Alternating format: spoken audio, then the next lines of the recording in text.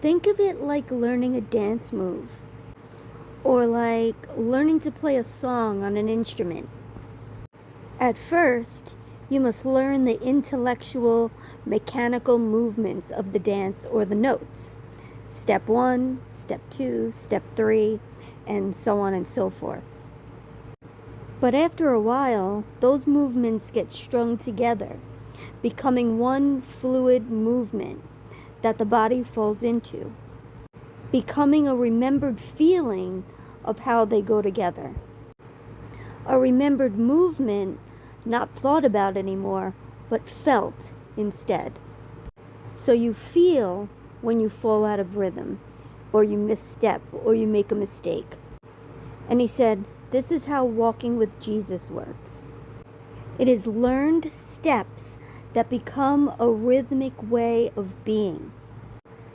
Just like the moment that you realize that you're not thinking about how to do something, you're just feeling it.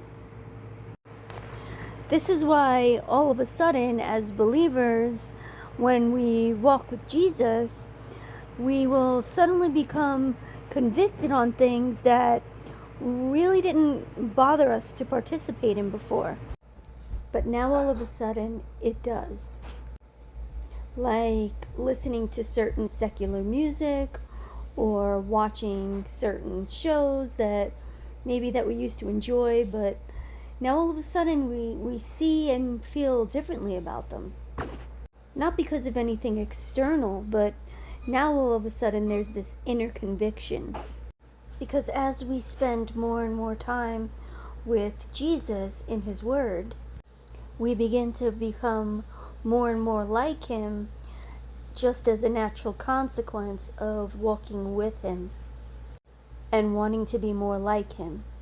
We become more righteous and good because He is righteous and good.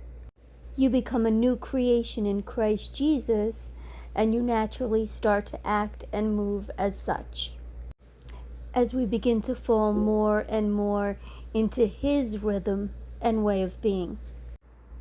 Will we ever be perfect like Him? No, absolutely not. But this alignment that I speak of begins to naturally take place the closer and deeper that we walk with Him.